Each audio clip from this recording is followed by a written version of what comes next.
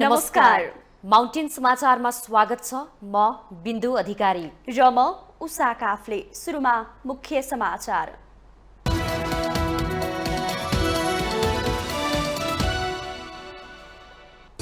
आज घोडे जात्रा, बालबालिकालाई नकारात्मक तत्त्वले दुःख नदियोस् भनेर चैत कृष्ण औँसीका दिन घोडे जात्रा मनाउने प्रचलन। नेपाली सेनाले टुँडिखेलमा घोडा कुदाउने चलन। प्रधानमन्त्री प्रचण्डले पाए संसदबाट दोस्रो पटक विश्वासको मत, 172 सांसदको समर्थन, विपक्षमा 89 मत। 4 दिनभित्र सरकारलाई पूर्णता दिने भनाई। नियुक्तिको छोटो अवधिमै विश्वासको मत लिनु पर्ला भनेर नसोचेको प्रधानमन्त्री प्रचण्डको भनाई। एमाले अध्यक्ष ओलीले अझै एकपटक गुन्तिन बाँकी रहेको टिप्पणी। अर्को पटक कहिले विश्वासको मत लिने भन्दै एमालेले सोध्यो प्रधानमन्त्री प्रचण्डलाई प्रश्न। कांग्रेस सभापति देउवा भन्छन् गठबन्धनको संस्कारलाई आत्मसात गरौं। प्रधानमन्त्री प्रचण्डले राष्ट्रिय हितलाई कमजोर बनाएको एमाले अध्यक्ष ओलीको टिप्पणी। प्रधानमन्त्री बनेको भोलिपल्ट इमान बिर्सेर स्थिरतातर्फ गएको आरोप। रूस असल मित्र र भरपर्दो साझेदार रहेको चिनिया राष्ट्रपति सी जिनपिङको भनाई। दुई देशबीचको सम्बन्धले विश्वकै विकासमा महत्त्वपूर्ण योगदान दिने विश्वास। र चैत 8 गतेदेखि सुरु हुने प्रधानमन्त्री 3 नेसन्स कप फुटबल प्रतियोगिताका लागि भुटान र लाओसको टोली नेपाल आइपुग्यो। नेपालले पहिलो खेल लाओससँग खेल्ने।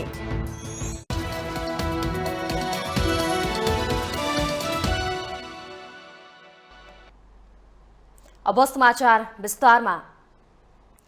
आज घोडे जात्रा, बालबालिकालाई भूत प्रेत पिशाच लगायतका नकारात्मक तत्त्वले दुःख नदियोस् भनेर प्रत्येक वर्ष चैत कृष्ण औँसीका दिन घोडे जात्रा मनाउने प्रचलन छ। चैत कृष्ण चतुर्दशीका दिनलाई पिशाच चतुर्दशी पनि भनिन्छ। परापूर्वकालमा काठमाडौँ उपत्यकामा बालबालिकालाई भूत प्रेत पिशाच नामका कुतत्त्वले दिने दुःख अन्त्यका लागि भएको पहलका रूपमा घोडे जात्राको परम्परा बसेको जनविश्वास छ।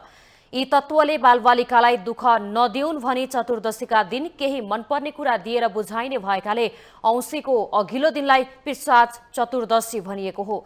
चैत कृष्ण चतुर्दशीका दिन भूत प्रेत र पिशाचलाई बुझाइने र नजानेलाई औँसीका दिन घोडाको टापले कुल्चिएर भगाउने परम्परा बसेको कथन छ। विशेष गरी बालबालिकालाई किचकन्या, मूर्खटा आदि नामका नकारात्मक तत्त्वले दुःख नदिउन् भनी यो पर्वमा शहरभर घोडा कुदाउने गरिन्थ्यो। घना बस्ती विस्तार भएपछि हाल टुँडिखेलमा मात्र कुदाउन थालिएको काठमाडौँवासीको भनाइ छ। पहिले भूत प्रेत आदि नकारात्मक तत्त्वका कारण कालीमाटी क्षेत्रका मानिस समेत शिवचाटारको कुनामा जग्गा लिएर बस्ने गरेको काठमाडौँवासी बताउँछन्। घोडे जात्राका अवसरमा नेपाली सेनाले टुँडिखेलमा घोडा कुदाउने चलन छ। सेनाले अत्यन्त वफादार अनि वेग सामान कुद्न सक्ने घोडाको सम्मान अनि सहकारीमा टुँडिखेलमा घोडे जात्रा मनाउँदै आएको छ। यस अवसरमा राष्ट्रपति, उपराष्ट्रपति, प्रधानमन्त्री, कायम मुकायम प्रधान न्यायाधीश, सभामुख, राष्ट्रिय सभाका अध्यक्ष, मन्त्रीगण लगायत विशिष्टहरूको सहभागिता हुनेछ।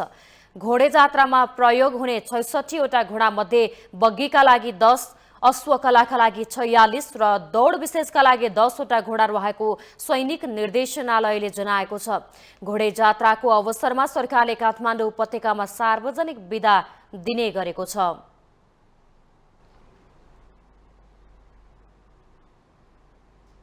प्रधानमन्त्री पुष्पकमल दाहालले प्रतिनिधि सभाबाट सोमबार दोस्रो पटक विश्वासको मत पाउनु भएको छ।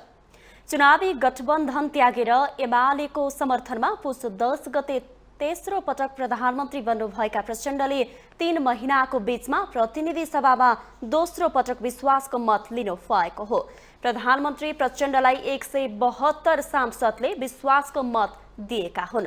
सोमबारको बैठकमा उपस्थित 262 सांसद मध्ये प्रचण्डको विपक्षमा 89 सांसदको मत परेको थियो। त्यस्तै नेमकिपा मत दिन भन्ने पक्षमा उभियो। प्रधानमन्त्री प्रचण्डलाई यसपटक कांग्रेस, राष्ट्रिय स्वतन्त्र पार्टी, जनता समाजवादी पार्टी, नेकपा एस, जनमत पार्टी, लोकतान्त्रिक समाजवादी पार्टी, नागरिक उन्मुक्ति पार्टी, 3 जना स्वतन्त्र सांसद र राष्ट्रिय जनमोर्चाले विश्वासको मत दिएका हुन्। यसपटक एमाले र राप्रपाले प्रधानमन्त्री प्रचण्डको विपक्षमा मतदान गरे। 172 मत परेको र उक्त संख्या प्रतिनिधि सभामा तत्काल कायम रहेको सम्पूर्ण सदस्य संख्याको बहुमत भएकोले सम्माननीय प्रधानमन्त्री श्री पुष्पकमल दाहाल प्रचण्डले प्रतिनिधि सभाबाट विश्वासको मत प्राप्त गर्न राख्नुभएको प्रस्ताव बहुमतले पारित भएको घोषणा गर्दछु। यसअघि पुस 11मा शपथ लिनुभएका प्रधानमन्त्री प्रचण्डले पुस 26मा विश्वासको मत लिनु भएको थियो। त्यति बेला विश्वासको मत नदिने सांसदहरूको संख्या पनि 2 मात्र थियो।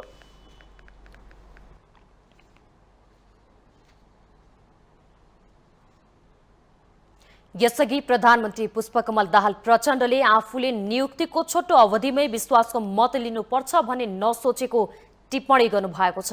प्रतिनिधि सभाको विश्वासको मतका लागि प्रस्ताव राख्दै उहाँले यस्तो बताउनु भएको हो। सहमतिमा राष्ट्रपति चयन गर्नुपर्छ भन्ने आफ्नो प्रस्तावपछि राष्ट्रिय प्रजातन्त्र पार्टी र एमालेका मन्त्रीहरूले राजीनामा दिएको प्रधानमन्त्री प्रचण्डको भनाइ थियो। सरकारबाट बाहिरिएका दलले प्रधानमन्त्रीको गलत काम वा निर्णयले गर्दा विश्वासको मत फिर्ता लिनु पर्यो नभनेको उहाँले जिकिर गर्नुभयो। प्रतिनिधि सभाको बैठकमा विगतको संसद विघटनको पक्ष पोषण सत्तारूढ दलका प्रमुख घटक एमाले अध्यक्ष केपी शर्मा ओलीबाट भएपछि चुनौती आएको प्रधानमन्त्री प्रचण्डको टिप्पणी थियो। 2 पटक सर्वोच्च अदालतले असंवैधानिक भनिसकेको र संवैधानिक निरूपण भएको अप्रिय विषयको उठानले गठबन्धनमा अविश्वास मात्रै बढाएन, लोकतन्त्र र संसदको स्थायित्वमाथि नै प्रश्न चिन्ह खडा गरेको उहाँले जिकिर गर्नुभयो। कुनै गर्वको विषय थिएन। 2 पटक सम्मानित सर्वोच्च अदालतले नै असंवैधानिक भनिसकेको र संवैधानिक निरूपण भइसकेको त्यस्तो अप्रिय विषयको प्रवेशले गठबन्धनमा अविश्वास मात्र बढाएन, संविधान र लोकतन्त्रको निरन्तरता एवं संसदको स्थायित्वमै प्रश्न चिन्ह खडा गर्यो। प्रधानमन्त्री प्रचण्डले पुस 10मा एमालेसँग गठबन्धन गरेर न्यूनतम साझा कार्यक्रम अनुसार सरकार सञ्चालन गर्ने समझदारी भएकोमा त्यो पालना नभएको बताउनुभयो। एमाले र राप्रपाका मन्त्रीहरूले सरकार छाडेपछिको गतिरोधले प्रभाव नपरेको भए सरकारका उपलब्धिको सूची अझ फराकिलो हुने उहाँको भनाइ थियो। यदाकदा देखिने गरेका छन्। देशको आर्थिक प्रणाली नै अवरुद्ध पार्ने सम्मका कोसिस पनि हुन थालेका छन्। यस्तो बेला पनि हामी विभाजित भयौं भने हामीले इतिहासलाई के जवाब दिन्छौं? म सिङ्गो सदनलाई र विशेष गरी नेकपा एमाले र राप्रपालाई पनि आफ्नो निर्णयमा पुनर्विचार गर्न, राष्ट्रिय सहमतिका लागि सरकारलाई विश्वासको मत दिन विशेष आग्रह गर्न चाहन्छु। सरकारका नीतिगत प्राथमिकता र न्यूनतम कार्यक्रम समेटिएका विषयको प्रभावकारी कार्यान्वयनका लागि एकीकृत कार्ययोजना तयार भएको भन्दै प्रधानमन्त्री प्रचण्डले यसैको परिणामस्वरूप केही आर्थिक परिसूचकहरूमा सकारात्मक नतिजा देखिएको दावी गर्नुभयो।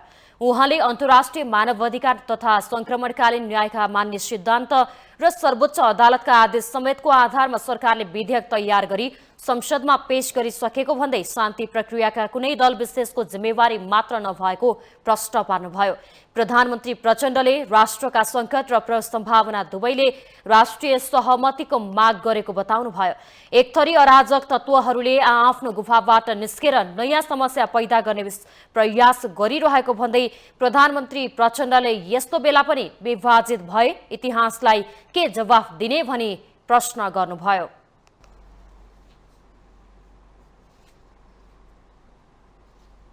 प्रधानमन्त्री प्रचण्डले नेकपा एमालेका अध्यक्ष केपी शर्मा ओलीले आफूलाई वैशाखसम्म सरकारबाट हट्ने दावी गरेको बताउनु भएको छ।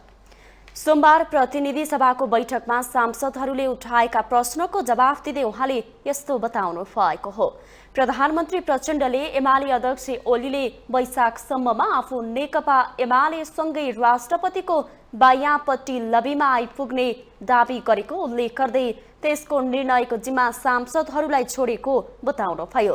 उहाँले ओलीको भनाइलाई पुष्टि गर्ने वा नगर्ने भन्ने निर्णय सांसदहरूमा छोडेको उल्लेख गर्नुभयो। यो छुट्ने बेलामा धेरै नै ठुल्ठुला शिक्षा दिएर पठाउनु भएको छ। म यो कुरा पनि यसको लागि पनि केपीजीलाई धन्यवादै भन्न चाहन्छु। तपाईँ त जाँदै त हुनुहुन्छ, अब जाने भयो। मैले त भने चाहिँ नेपाली कङ्ग्रेसलाई राष्ट्रपति दिउँ, तपाईँ र म नै गएर भनौँ त भनेकै थिएँ लास्ट दिनमा। त्यो सम्भव छैन भन्नुभयो उहाँले, इमान्दारीका साथ भन्नुभयो। म त्यसो गर्न सक्दिनँ। त्यसो भनेपछि त हामी एकै ठाउँमा हुने भइएन। त्यति बेला र पटक पटक उहाँले तपाईँ वैशाखभन्दा उता जानुहुन्न, वैशाखमा उहाँले भनेको राष्ट्रपतिको बायाँपट्टिको लबीमा तपाईँ र म एकै ठाउँ हुन्छौँ भन्नुभएको छ। अब उहाँको भनाइलाई पुष्टि गर्ने कि फेल गर्ने हामी सबैको हातमा छ। प्रधानमन्त्री प्रचण्डले एमाले अध्यक्ष ओलीलाई आफूले 2 पटक प्रधानमन्त्री बनाएकाले अझै 1 पटक ओलीले प्रधानमन्त्रीमा सहयोग गर्नुपर्ने बताउनुभयो। ओलीलाई प्रधानमन्त्री बनाएको ऋण तिर्न बाँकी रहेकाले त्यसको हिसाब राख्न उहाँले आग्रह थियो। आभार व्यक्त गरेको छु, तपाईँले मलाई प्रधानमन्त्री चाहिँ बनाउनु भयो। मैले तपाईँलाई 2 चोटि प्रधानमन्त्री बनाएको थिएँ। तपाईँले मलाई ब्याज दिनुपर्ने थियो, ऋण तिर्नुपर्ने थियो, तपाईँले तिर्नु भयो। अझै एउटा बाँकी छ, एउटा त तिर्नुभयो, एउटा अझै बाँकी छ, हिसाब राख्नु होला। प्रधानमन्त्री प्रचण्डले आफू प्रधानमन्त्री बनाइदिनुहोस् भनेर बालकोट नगएको, बरु एमाले बारम्बार बोलाएपछि बालकोट पुगेको जिकिर गर्नुभयो। उहाँले एजेन्डा नमिलेका कारण एमालेसँगको सहकार्य टुटाउनु परेको बताउनुभयो।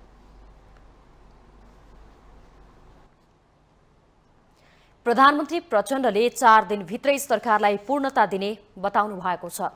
सोमबार प्रतिनिधि सभामा विश्वासको मत लिए लगतै उहाँले सञ्चारकर्मी माझ 2-4 दिनभित्रै सरकारलाई पूर्णता दिने दावी गर्नुभयो। सरकारलाई पूर्णता दिनका लागि विश्वासको मत दिएका सबै दलहरूसँग मंगलबारबाटै छलफल सुरु गर्ने उहाँको भनाइ थियो। आफूले पाएको विश्वासको मत पर्याप्त रहेको र अब आराम ढंगले सरकारले काम गर्ने दावी समेत गर्नुभयो।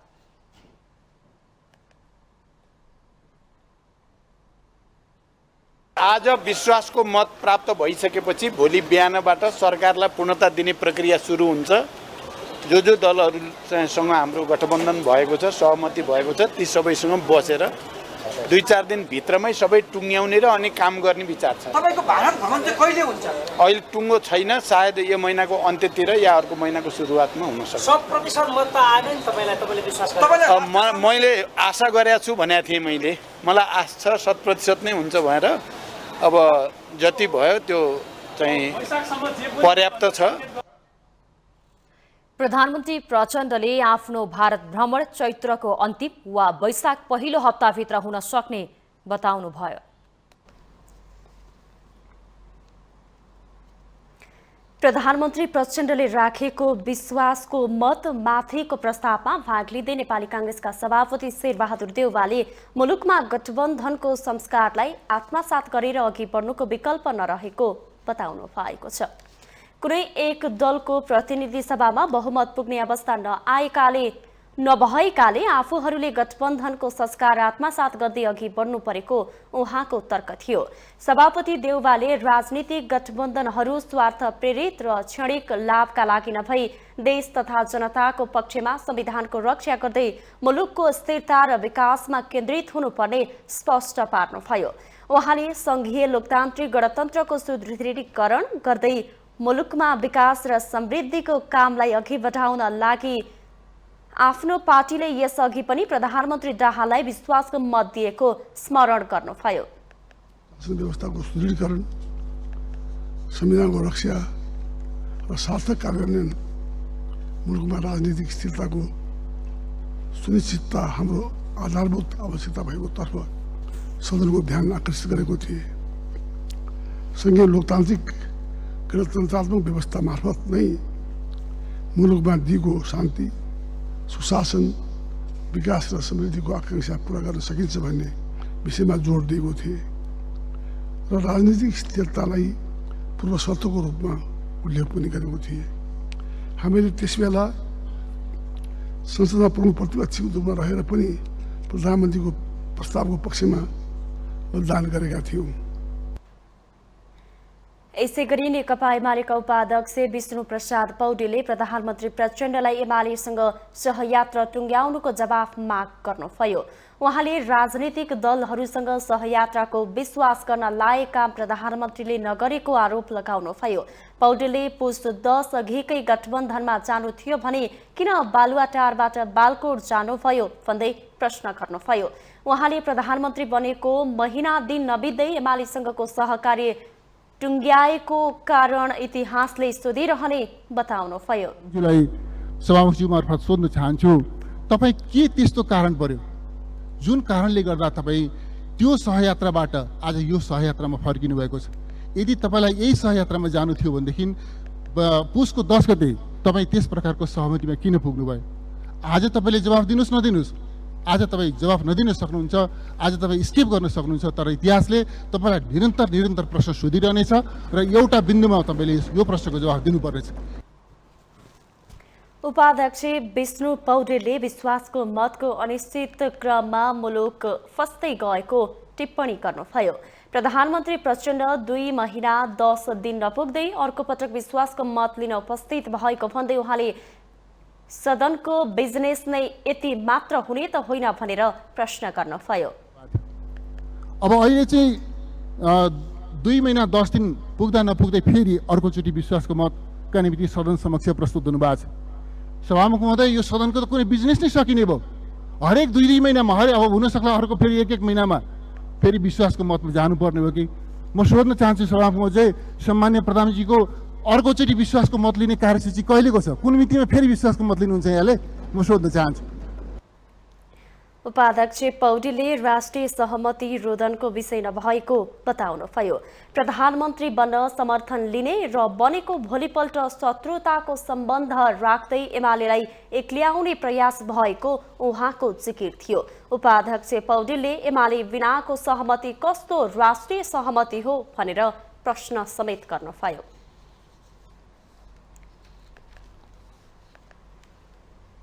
माउन्टेन समाचारमा पालो भएको छ ब्रेकको।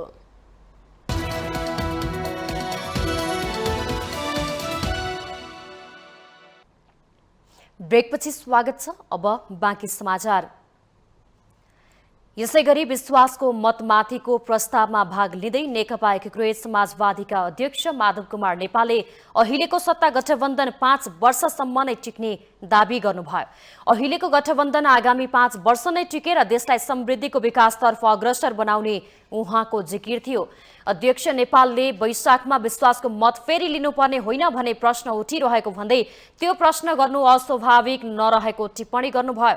उहाँले नेपालको राजनीति कसरी अघि बढ्छ भन्ने बारेमा आफू परिचित रहेको भन्दै राजनीतिक यात्राको बारेमा राम्रोसँग हेक्का रहेको जिकिर गर्नुभयो। यो अवस्था आउँछ भन्ने कुराको आकलन गरिएको थियो, किन राजनीतिको नाडी हामी पनि छाम्दै हिँडेका छौँ, छामेर नै यहाँसम्म आइपुगेका छौँ। यो अवस्था आउने निश्चित भन्ने कुरा लगभग मलाई लागिसकेका थियो।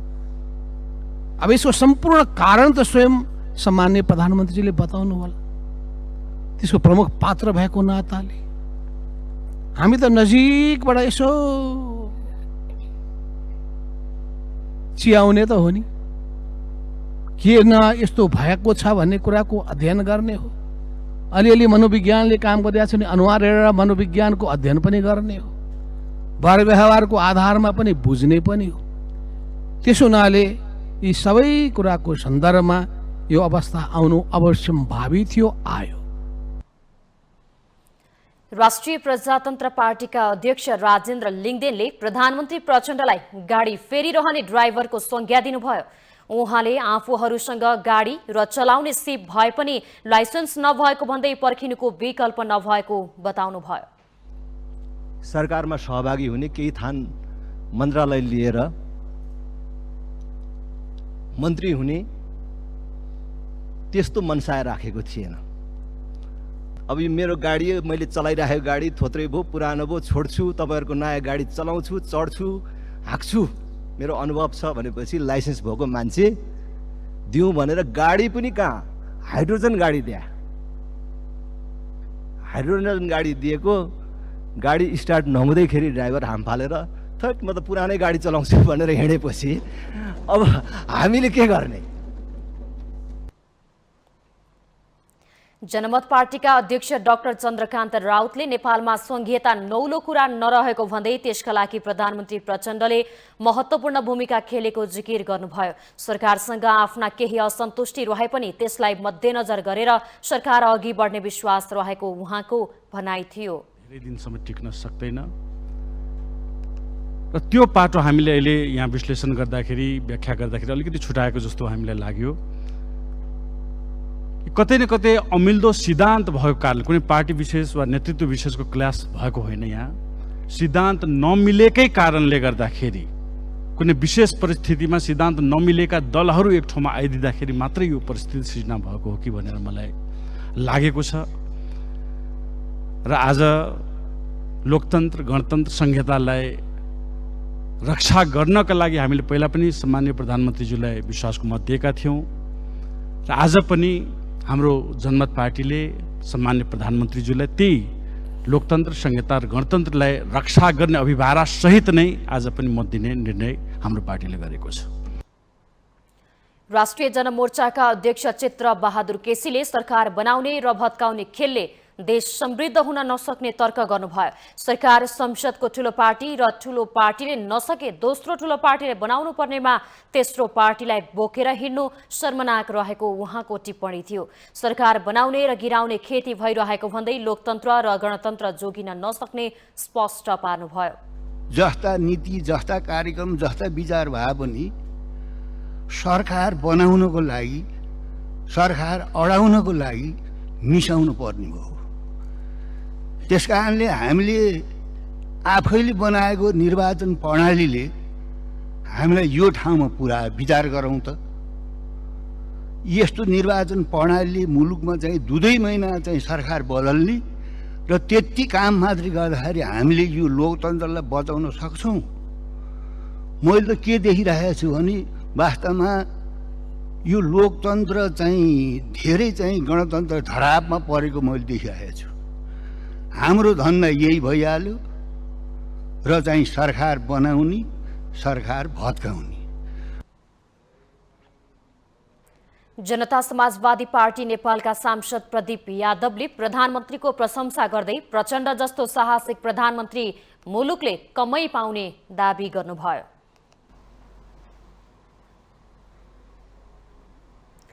प्रधानमन्त्री बनेको 3 महिना नबित्दै दोस्रो पटक विश्वासको मत लिएर नेकपा माओवादी केन्द्रका अध्यक्ष पुष्पकमल दाहाल प्रचण्डले सरकारको नेतृत्वमा निरन्तरता पाउनु भएको छ। तर उहाँले पहिलो पटक विश्वासको मत लिँदाको भन्दा कम मत प्राप्त गर्नुभयो। अघिल्लो पटक 2 मत मात्र विपक्षमा रहेकामा यसपटक 89 मत विपक्षमा रह्यो। यसबाट प्रचण्डका लागि आगामी दिनहरू चुनौतीपूर्ण बन्दै गएको देखिन्छ। एक रिपोर्ट।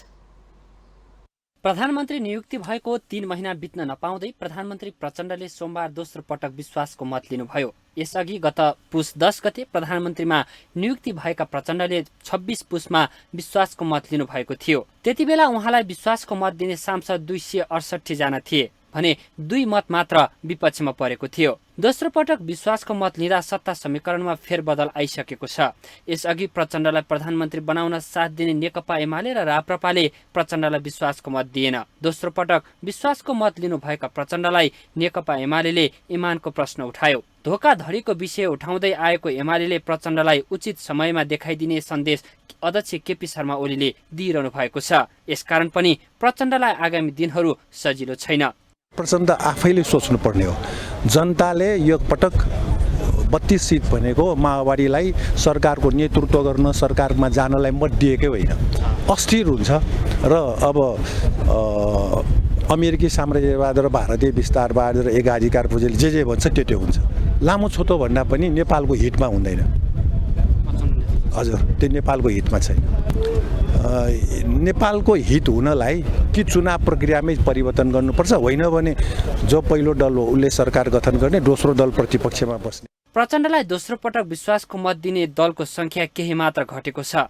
तर संसदको दोस्रो ठूलो दल एमाले विपक्षमा उभियो, जोसँग प्रचण्ड नेतृत्वको माओवादीले विगतमा एकता नै गरेको थियो। राष्ट्रिय प्रजातन्त्र पार्टीको समर्थनलाई भने उति बेला अस्वाभाविक मानिएको थियो। यति बेला प्रचण्डलाई 10 दलको साथ मिलेको छ। अब उहाँले यी दलको माग पूरा गर्नुपर्ने चुनौतीहरू छन्। कतिपयको मन्त्रीमण्डलमा आकर्षण मन्त्रालयको दाबी छ, कतिपयको जेलमा रहेका नेता कार्यकर्तालाई रिहाईदेखि क्षेत्रीय मुद्दाको समर्थनको मुद्दा छ। उनीहरूको माग सम्बोधन गर्नुपर्ने चुनौती प्रचण्ड सामु छ। रोचक त यो छ कि प्रचण्डलाई विश्वासको मत दिँदा समर्थन गरेकै दलहरूले आउने वैशाखको पहिलो सातामा नै फेरि विश्वासको मत लिनुपर्ने त होइन भनेर व्यङ्ग समेत गरे।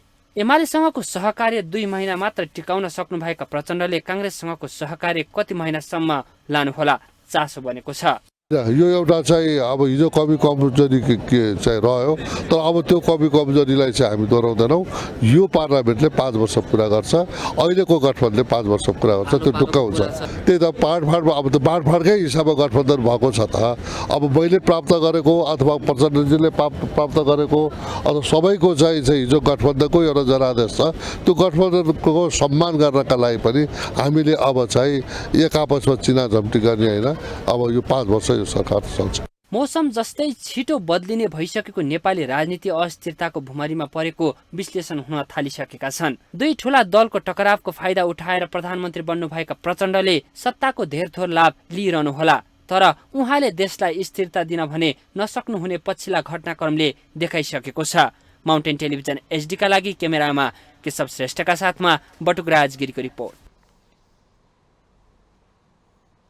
नेकपा एमालेका अध्यक्ष केपी शर्मा ओलीले प्रधानमन्त्री एवं नेकपा माओवादी केन्द्रका अध्यक्ष पुष्पकमल दाहाल प्रचण्डले राष्ट्रिय हितलाई कमजोर बनाएको आरोप लगाउनु भएको छ। सोमबार संसद भवन स्थित लोत्से हलमा बसेको पार्टीको संसदीय दलको बैठकलाई सम्बोधन गर्दै उहाँले यस्तो आरोप लगाउनु भएको हो। अध्यक्ष ओलीले प्रचण्ड प्रधानमन्त्री बनेको भोलिपल्टैबाट इमान बिर्सिएर अस्थिरतातर्फ गएको आरोप लगाउनु भयो। पार्टीमा प्रचण्ड जङ्गबहादुर झैं रहेको जिकिर गर्दै उहाँले प्रधानमन्त्री राष्ट्रिय शक्तिलाई कमजोर पार्ने योजनामा रहेको टिप्पणी गर्नुभयो। अध्यक्ष ओलीले मित्र राष्ट्रसँग नेपालको सम्बन्ध बिग्रिनुमा प्रधानमन्त्री प्रचण्ड दोषी रहेको आरोप लगाउनु भयो। प्रधानमन्त्रीजी जङ्गबहादुर शैलीमा उहाँले जे भन्नु त्यही हुन्छ, उहाँले जे चाहनुहुन्छ त्यही हुन्छ। उहाँले अरूलाई बोल्न पनि दिनुहुन्न, के गर्न दिनुहुन्न। बोले झै गऱ्यो भने पनि विपक्षमा बोल्यो भने त्यसको पत्ता साफ हुन्छ। एकता हुन दिनुहुन्न। एकता कथन कदाचित बलजफ्ती भइहाल्यो भने पनि त्यसलाई तोड्ने उद्योगमा लाग्नुहुन्छ, तोडेर छाड्नुहुन्छ। विगतमा देखिहाल्छ। चुनावी तालमेल गरेपछि उहाँले त्यो चुनावी तालमेलको सरकार बनाउन चाहनु भएन। सरकार पार्टी एकीकरण गरेपछि त्यसलाई टिक्न दिन चाहनु भयो, टिक्न दिनु भयो, ढालेर छोड्नु। र वामपन्थी सरकार ढालेर प्रतिगमन भयो भन्दै दक्षिणपन्थीहरूसँग गएर गला जोड्नु। अध्यक्ष ओलीले अब संसदीय समिति बन्न लागेकाले आफूले योगदान गर्न सक्ने समितिको चयन गर्न पार्टीका सांसदहरूलाई आग्रह गर्नुभयो।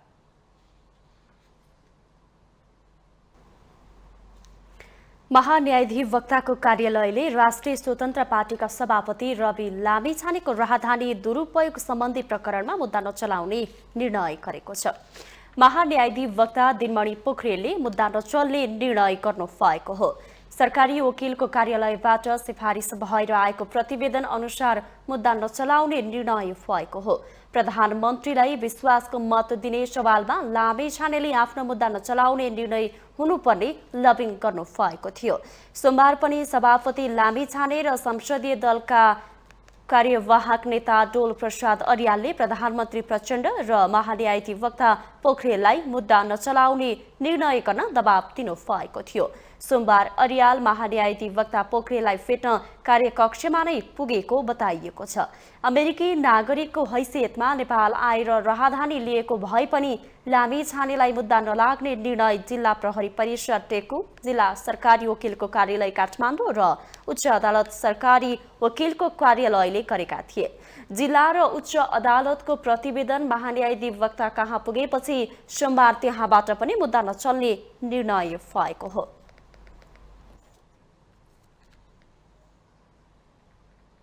निर्वाचन आयोगले तनहुँ 2 र बारा 2मा पनि वैशाख 10 गते नै उपनिर्वाचन गर्ने भएको छ। रामचन्द्र पौडेल राष्ट्रपति र रामसाहेब यादव उपराष्ट्रपति निर्वाचित भएपछि ती स्थान रिक्त थिए। आयोगले यसअघि नै चितवन 2मा रिक्त रहेको स्थानमा वैशाख 10मा उपचुनाव गर्ने निर्णय गरिसकेको छ। आयोगले प्रतिनिधि सभा सदस्य निर्वाचन ऐन 2074 को दफा 7 बमोजिम उक्त दुवै क्षेत्रको निर्वाचन चितवन जिल्लाको उपनिर्वाचनका लागि आयोगबाट स्वीकृत भएको निर्वाचन कार्यक्रम बमोजिम नै हुने व्यवस्था गरिएको जनाएको छ। आयोगले 2079 चैत्र 16 गते उपनिर्वाचन प्रयोजनको निम्ति आयोगबाट स्वीकृत अन्तिम मतदाता नामावली प्रकाशन गर्ने, चैत 18 गते निर्वाचन अधिकृतको कार्यालय स्थापना गर्ने, चैत 20 गते उम्मेद्वारको मनोनयन दर्ता र चैत 23 गते उम्मेद्वारको अन्तिम नामावली प्रकाशन गरी निर्वाचन चिन्ह प्रदान गरिने कार्यतालिका सार्वजनिक गरिसकेको छ।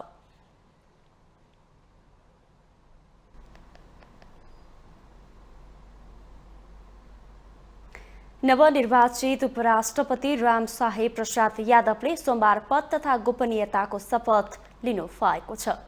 राष्ट्रपति रामचन्द्र पौडेल समक्ष यादवले राष्ट्रपति भवन शीतल निवासमा आयोजित विशेष समारोहमा पद तथा गोपनीयताको शपथ लिनु भएको हो। समारोहमा प्रधानमन्त्री पुष्पकमल दाहाल, सभामुख देवराज घिमिरे, राष्ट्रिय सभाध्यक्ष गणेश प्रसाद तिमिल सिन्हा, कायम प्रधान न्यायाधीश हरिकृष्ण कार्की, पूर्व राष्ट्रपति डाक्टर रामवरण यादव, निवर्तमान उपराष्ट्रपति नन्द बहादुर पुन, पूर्व प्रधानमन्त्रीहरू शेरबहादुर देउबा, माधव नेपाल र मन्त्री परिषदका पूर्व अध्यक्ष खिलराज रेग्मी लगायत सहभागी हुनुहुन्थ्यो। शीतल निवासबाट नयाँ उपराष्ट्रपतिको स्वागत र निवर्तमान उपराष्ट्रपति नन्द बहादुर पुनको विदाई गरिएको थियो। सोही समारोहमा पूर्व उपराष्ट्रपति पुनलाई प्रधानमन्त्री प्रचण्डले काठको आँखे झ्याल दिएर विदाई गर्नु भएको हो। समारोहमा उपराष्ट्रपति यादवकी श्रीमती चम्पा देवी यादव सहित परिवारका सदस्यहरू पनि सहभागी थिए।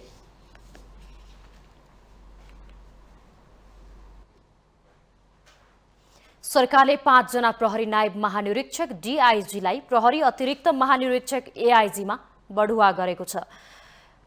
हिजो बसेको मन्त्री परिषद बैठकले गृह मन्त्रालयले गरेको सिफारिस अनुसार डीआईजीहरू वसन्त बहादुर कुँवर, टेक प्रसाद राई, दीपक थापा, श्यामलाल गेवाली र किरण बज्राचार्यलाई एआईजीमा बढुवा गरेको हो। गृह मन्त्रालयले भावी प्रहरी महानिरीक्षक चयन हुनु 15 दिन अघि उनीहरूलाई एआईजीमा बढुवा गर्न सिफारिस गरेको थियो। अहिलेको 30 वर्षे सेवा अवधि कायमै रहे प्रहरी निरीक्षक धीरज प्रताप सिंह 11 चैतबाट अनिवार्य अवकाशमा जानुहुनेछ। त्यसपछि अहिले बढुवा भएका 5 जना मध्येबाटै प्रहरीको नेतृत्व छनौट हुनेछ। बढुवाको पहिलो नम्बरमा वसन्त कुँवर रहनु भएको छ। सरकारले सर्वत्र विरोध भएपछि कृषि तथा पशुपन्छी विकास मन्त्रालयको विषयगत समितिले गरेको निर्णय रोक्दै रासायनिक मलमा दिँदै आएको अनुदान यथावत राख्ने निर्णय पनि गरेको छ। बैठकले रासायनिक मलमा दिँदै आएको अनुदान बारे विस्तृत अध्ययनपछि आवश्यक निर्णय गरी आगामी दिनमा थप व्यवस्थित र वैज्ञानिक बनाउने तयारी गरेको सरकारका प्रवक्ता एवं संचार सूचना तथा प्रविधि मन्त्री रेखा शर्माले जानकारी दिनुभयो।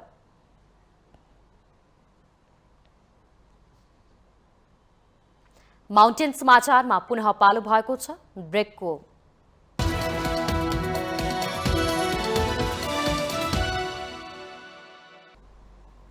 ब्रेकपछि स्वागत छ। अब बाँकी समाचार। नेपाल पत्रकार महासंघले प्रतिनिधि सभाका सभामुख देवराज घिमिरेले पत्रकारबारे दिएको विवादास्पद अभिव्यक्ति फिर्ता लिएको जनाएको छ। सोमबार अपराह्न नेपाल पत्रकार महासंघका पदाधिकारीहरूलाई सिंहदरबार स्थित आफ्नै कार्यकक्षमा बोलाई सभामुख घिमिरेले आफूले दिएको सो अभिव्यक्ति फिर्ता लिएको बताउनु भएको हो।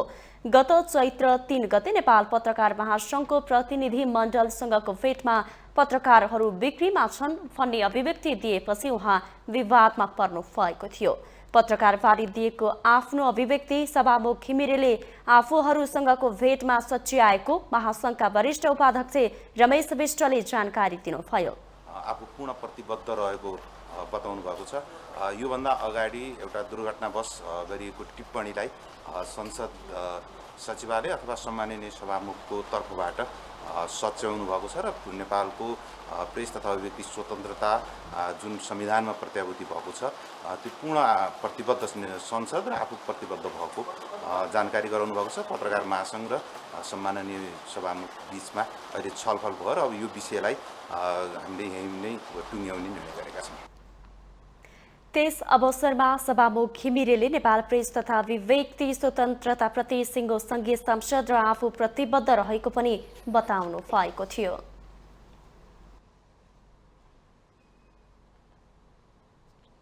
लुम्बिनीमा घुम्न जाने विदेशी तथा आन्तरिक पर्यटकमा वृद्धि भएको छ। कोरोना महामारीका कारण लुम्बिनी भ्रमण गर्न जाने बाह्य तथा आन्तरिक पर्यटकमा कमी भए पनि 2022 पछि पर्यटकमा वृद्धि भएको लुम्बिनी विकास कोषले बताएको छ। सन् 2019 सम्म करिब 17 लाख बाह्य र आन्तरिक पर्यटक आउने गरेकोमा कोरोना महामारीका कारण घटेर 2020 मा 2,92,000 पर्यटक मात्रै आएको कोषले जनाएको छ। लुम्बिनी विकास कोषका प्रमुख प्रशासकीय अधिकृत ज्ञानेन्द्र राईले सन् 2023 को पछिल्लो 3 महिनामा 25,000 बढी विदेशी पर्यटक लुम्बिनी पुगेको बताउनुभयो। उहाँले तिलौराकोट सुरक्षित स्मारक क्षेत्र सन् 2025 सम्म विश्व सम्पदा सूचीमा सूचीकरण गर्ने तयारी भइरहेको जानकारी दिनुभयो। 2019 सम्म चाहिँ हाम्रो यहाँ राम्रै थियो, झन्डै 17 लाख चान्चुन पासपोर्ट होल्डर चाहिँ 1,75,000 चान्चुन थियो भने टोटल गरेर चाहिँ 17-18 लाख पुगिसकेको थियो होइन भिजिटर्सहरूको सङ्ख्या। अब यो कोभिड पछि चाहिँ सट्टै घटेर 2020 मा चाहिँ एकदमै कम भयो। अहिले 22 मा चाहिँ अलिकति आशा लाग्दो भएको छ, किनभने 2021 मा चाहिँ जम्मा 1197 जना पासपोर्ट होल्डर थियो भने 2022 मा चाहिँ 23,942 भएको छ। तर अहिले जनवरी फेब्रुअरी मार्चसम्म आउँदाखेरि नै हामीसँग चाहिँ करिब 25,000 नागिसकेको छ। उहाँले तिलौराकोट क्षेत्रका जग्गा अधिकरण गरेर अहिले पनि वैज्ञानिक तरिकाले उत्खनन, अन्वेषण, भूभौतिक survey, drone photography, field walking, socio economic survey, visitor survey गरी अध्ययन अनुसन्धान गरिएको उल्लेख गर्नुभयो। उहाँले लुम्बिनी गुरु योजना 2 वर्षभित्र सक्ने गरी स्रोत जुटाएर काम गर्न 7 अर्ब 50 करोड बराबरको स्रोत सुनिश्चितता भएको पनि बताउनुभयो।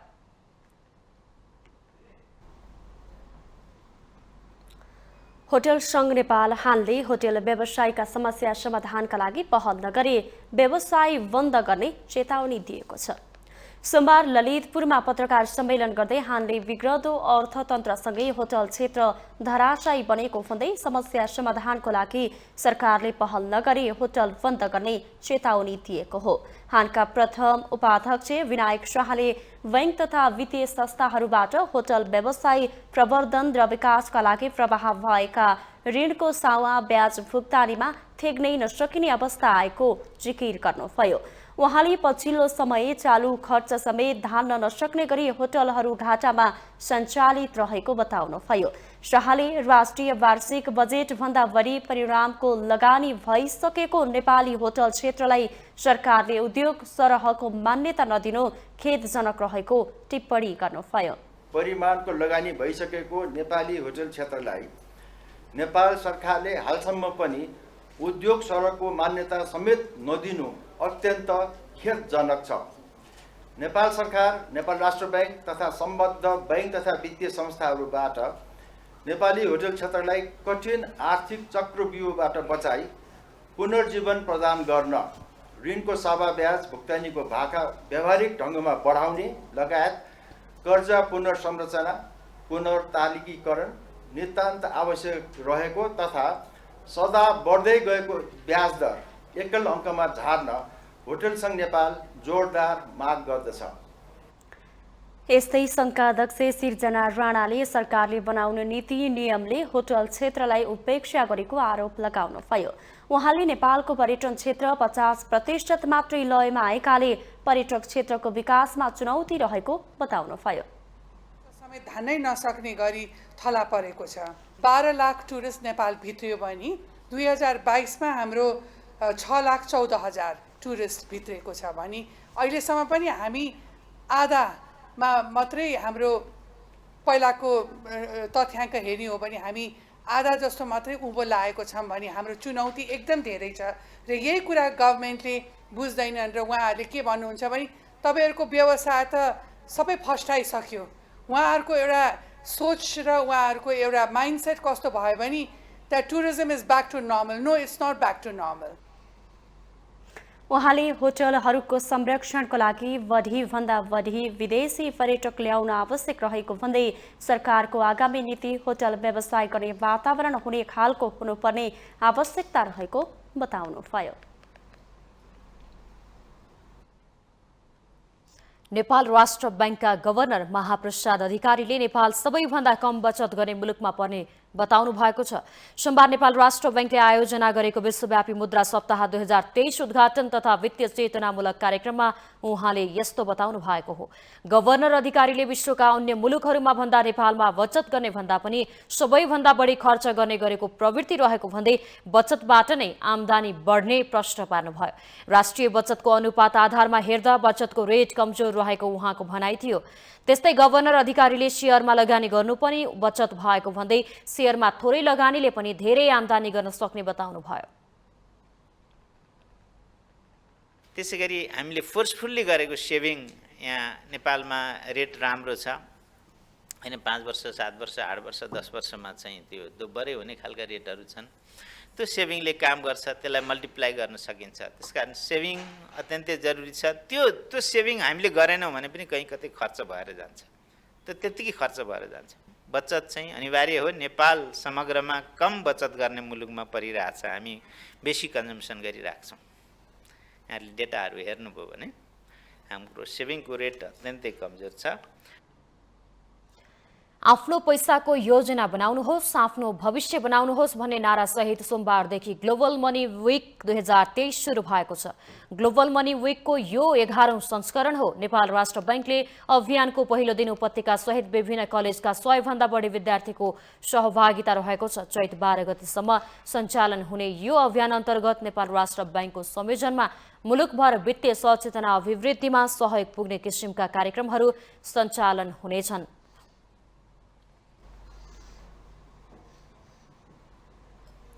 नेपाल भारत मिलन परिषद केन्द्रले काठमाडौँका 200 बढी मुस्लिम परिवारलाई खाद्यान्न वितरण गरेको छ। परिषदले काठमाडौँका 200 बढी मुस्लिम परिवारलाई खाद्यान्न वितरण गरेको हो। आउँदो बिहिबारबाट सुरु हुने 1 महिने रमजान पर्वको अवसरमा मुस्लिम समुदायहरू व्रत बस्नुपर्ने भएकाले आर्थिक अवस्था कमजोर भएका परिवारलाई व्रत सहजताका लागि सम्पन्न गर्न रमजान इफ्तार प्याकेज वितरण गरिएको मुस्लिम आयोगका अध्यक्ष शमीम मिया अन्सारीले जानकारी दिनुभयो। रमजान व्रतको अवसरमा मुस्लिम परिवारलाई लक्षित गरी खाद्यान्न प्रदान गरे पनि अन्य बेलामा भने परिषदले सबै समुदायलाई समेटेर खाद्य सामग्रीहरू वितरण गर्दै आएको उहाँले बताउनुभयो। व्रतको अवसरमा बारा, पर्सा लगायत जिल्लाका मुस्लिम परिवारलाई पनि सहयोग गर्ने अध्यक्ष अन्सारीको भनाइ छ। र त्यो व्रत बस्दाखेरि बिहान जुन हामी सेहरी भन्छौँ, बिहान फजरको नमाजभन्दा अगाडि सेहरी खाएर चाहिँ नमाज पढेर चाहिँ आफ्नो चाहिँ दैनिक कार्य गर्नुपर्छ र त्यसपछि चाहिँ दिनभरि व्रत बसेर फास्टिङ अर्थात् चाहिँ इफ्तार टाइमको जुन खाद्यान्नको लागि यो चाहिँ अब यसभन्दा पहिला पनि मैले चाहिँ विभिन्न चाहिँ माध्यमबाट चाहिँ रमजान प्याकेज भयो, इफ्तार प्याकेज भयो, त्यस्तो चाहिँ मतलब निडी पिपुल्सहरूलाई आवश्यक परेका परिवारहरूलाई जो चाहिँ जसको चाहिँ आर्थिक अवस्था कमजोर छ। अध्यक्ष अन्सारीले भूकम्प, कोभिड-19 लगायतका विपदका बेलामा पनि संस्थाले आर्थिक अवस्था कमजोर भएकाहरूका लागि सहयोग गर्दै आएको उल्लेख गर्नुभयो। अर्थविद डाक्टर गोविन्दराज पोखरेलले मुलुकको खस्कँदो अर्थतन्त्रप्रति चिन्ता व्यक्त गर्नुभएको छ। सुनसरीको इनरुवामा सञ्चारकर्मीहरूसँगको कुराकानीमा डाक्टर पोखरेलले मुलुकको पछिल्लो अर्थव्यवस्थाप्रति चिन्ता व्यक्त गर्नुभएको हो। उहाँले विकास खर्चलाई र देशमा तलब खुवाउनका लागि समेत ऋण लिनुपर्ने अवस्था आउने चेतावनी दिनुभयो। दल र नेता स्वार्थ केन्द्रित राजनीतिमा लिप्त हुँदा मुलुकको अर्थतन्त्र बिग्रदै गएको उहाँले टिप्पणी गर्नुभयो। राष्ट्रिय योजना आयोगका पूर्व उपाध्यक्ष समेत रहनुभएका डाक्टर पोखरेलले मुलुकको आर्थिक अवस्था खस्किनुको मूल कारण देशको राजनीतिक अस्थिरता रहेको बताउनुभयो। नेपालमा गम्भीरता नै नरहेको र सरकार तथा मन्त्रीहरूमा जिम्मेवारी लिने र संरचना सुधारमा लाग्ने हुटहुटी नरहेको दावी गर्नुभयो। लगानी विकासलाई अवरोध गरेका छन्, त्यसमा संशोधन गर्नु पर्यो। अब हामीले 380 अर्ब रुपियाँ विकास खर्च छुटाएका छौँ, 100 अर्ब पनि खर्च हुन सकेका छैन आज यत्रो महिनामा पनि। पैसा भएर पनि हामीले विकास गर्न सकेका छैनौँ, किनभने हाम्रो सरकारी संयन्त्रमा क्षमता छैन। त्यो किसिमको भोक न त्यो मन्त्रालयको नेतृत्व गर्ने मन्त्रीमा देखिएको छ, न सचिवमा देखिएको छ, र त्यही किसिमको संरचनामा सुधार गर्ने कसैको भोक देखिन। त्यसकारण त्यहाँ पनि सुधार गर्नुपर्नेछ। अर्थविद पोखरेलले अर्थतन्त्र सुधारका लागि राजनीतिक स्थायित्वसँगै नियम कानून फेरबदलको खाँचो रहेको बताउनुभयो।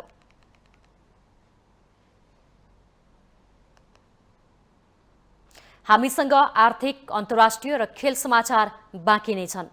माउन्टेन समाचारमा पालो भएको छ ब्रेकको।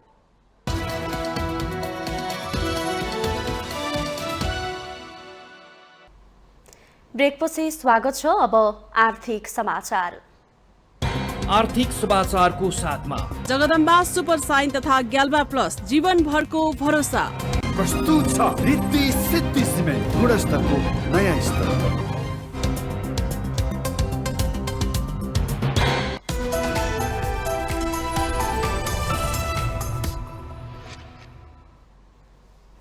नेपाल उद्योग परिसंघले चैत 11 र 12 गते महिला नेतृत्व शिखर सम्मेलन गर्ने भएको छ। सोमबार काठमाडौँमा पत्रकार सम्मेलन गर्दै परिसंघ महिला नेतृत्व मञ्चको संयोजनमा काठमाडौँमा 2 दिने अन्तर्राष्ट्रिय सम्मेलन गर्न लागेको जानकारी दिएको हो। परिसंघ महिला नेतृत्व मञ्चकी सभापति छाया शर्माले सम्मेलनमा नेतृत्वमा महिला, अर्थतन्त्रमा महिलाको योगदान र परिवर्तनका संवाहक महिला विषयमा छुट्टै छलफल गरिने बताउनुभयो। उहाँले सम्मेलनमा भारत, पाकिस्तान, श्रीलङ्का, बङ्गलादेश, भुटान, मालदिभ्स र जर्मनी लगायत मुलुकका राजनीतिक, आर्थिक, सामाजिक व्यक्तिहरूको सहभागिता रहने जानकारी दिनुभयो। राजनीतिक, आर्थिक, सामाजिक, वातावरण लगायतका क्षेत्रमा स्थापित रूपान्तरणकारी एवं प्रभावशाली व्यक्तिहरूको सहभागिता सुनिश्चित भइसकेको पनि जानकारी गराउन चाहन्छु। सम्मेलनमा सामाजिक र सूचना प्रविधि क्षेत्रमा उच्च योगदान पुर्याएका 2 जना महिलालाई सम्मान गरिनेछ। त्यस्तै उद्यमशीलता प्रवर्धनका लागि महिला उद्यमीहरूबाट उत्पादित स्वदेशी वस्तुहरूको प्रदर्शन हुनेछ।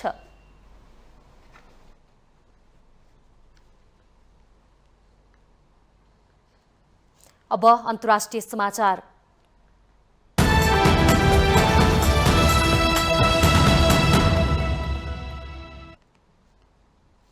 चिनिया राष्ट्रपति सी जिनपिङले रुससँग चीनको नजिकको सम्बन्ध रहेको बताउनु भएको छ।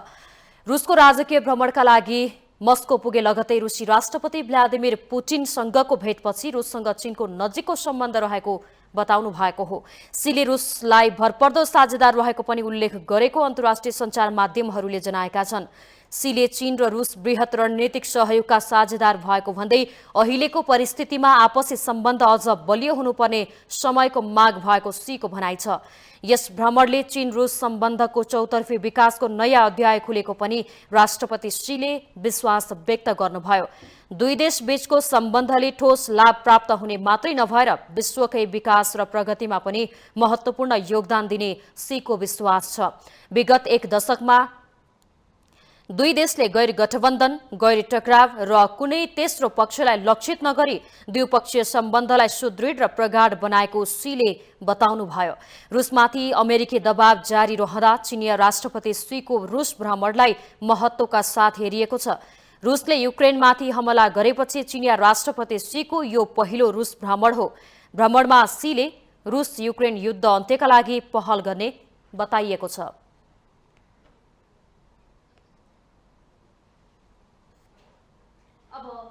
समाचार।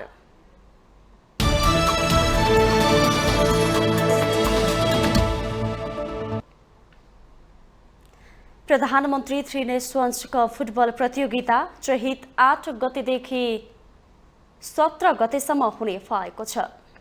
सोमबार पत्रकार सम्मेलन गरी अखिल नेपाल फुटबल संघ एन्फाले प्रतियोगिताबारे जानकारी गराएको हो। थ्री नेसन्स कपमा नेपाल, भुटान र लाओसले प्रतिस्पर्धा गर्नेछन्। 3 राष्ट्रहरूबीच दशरथ रङ्गशालामा सिंगल राउन्ड रोबिनको आधारमा खेल हुनेछ। उत्कृष्ट 2 देशबीच फाइनल खेल हुनेछ। प्रतियोगिता फिफा विन्डो अन्तर्गतका मितिहरूमा खेलिने पनि एन्फाले जनाएको छ। प्रतियोगिताका लागि दुवै देशका राष्ट्रिय फुटबल टोली नेपाल आइसकेका छन्। प्रतियोगिताको लागि एन्फाले साधारण पारापेटतर्फ 500 र भिआइपीतर्फ 1000 रुपैयाँ टिकट दर तोकेको छ। खेलका टिकटहरू खल्ती एपबाट र रङ्गशालामा रहेको खल्तीका स्टलहरूबाट पनि किन्न सकिनेछ। प्रतियोगितामा प्रथम हुने राष्ट्रलाई 5000 अमेरिकी डलर, द्वितीय पुरस्कार 3000 अमेरिकी डलर र हरेक खेलको म्यान अफ द म्याचलाई 250 अमेरिकी डलर र प्रतियोगिताको उत्कृष्ट खेलाडीलाई 500 अमेरिकी डलर गरी कुल 9500 अमेरिकी डलर पुरस्कार प्रदान गरिनेछ। पुरस्कार राष्ट्रिय खेलकुद परिषदले उपलब्ध गराउने एन्फाले जनाएको छ। प्रतियोगिताको अनुमानित बजेट 1,77,68,480 रुपैयाँ रहेको एन्फाले जनाएको छ। माउन्टेन समाचारमा पालो भएको छ पुनः ब्रेकको।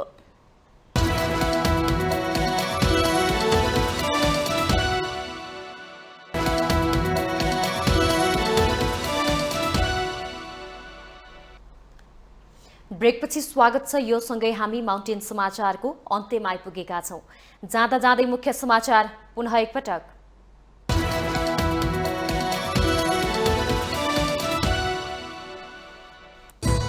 आज घोडे जात्रा, बालबालिकालाई नकारात्मक तत्त्वले दुःख नदियोस् भनेर चैत कृष्ण औँसीका दिन घोडे जात्रा मनाउने प्रचलन। नेपाली सेनाले टुँडीखेलमा घोडा कुदाउने चलन। प्रधानमन्त्री प्रचण्डले पाए संसदबाट दोस्रो पटक विश्वासको मत, 172 सांसदको समर्थन, विपक्षमा 89 मत, 4 दिनभित्र सरकारलाई पूर्णता दिने भनाई। नियुक्तिको छोटो अवधिमै विश्वासको मत लिनु पर्ला भनेर नसोचेको प्रधानमन्त्री प्रचण्डको भनाई। एमाले अध्यक्ष ओलीले अझै एकपटक गुण तिर्न बाँकी रहेको टिप्पणी। अर्को पटक कहिले विश्वासको मत लिने भन्दै एमाले सोध्यो प्रधानमन्त्री प्रचण्डलाई प्रश्न। कांग्रेस सभापति देउवा भन्छन् गठबन्धनको संस्कारलाई आत्मसात गरौं। प्रधानमन्त्री प्रचण्डले राष्ट्रिय हितलाई कमजोर बनाएको एमाले अध्यक्ष ओलीको टिप्पणी। प्रधानमन्त्री बनेको भोलिपल्ट इमान बिर्सिएर अस्थिरतातर्फ गएको आरोप। रूस असल मित्र र भरपर्दो साझेदार रहेको चिनिया राष्ट्रपति सी जिनपिङको भनाई। 2 देशबीचको सम्बन्धले विश्वकै विकासमा महत्त्वपूर्ण योगदान दिने विश्वास। र चैत 8 गतेदेखि सुरु हुने प्रधानमन्त्री थ्री नेसन्स कप फुटबल प्रतियोगिताका लागि भुटान र लाओसको टोली नेपाल आइपुग्यो। नेपालले पहिलो खेल लाओससँग खेल्ने।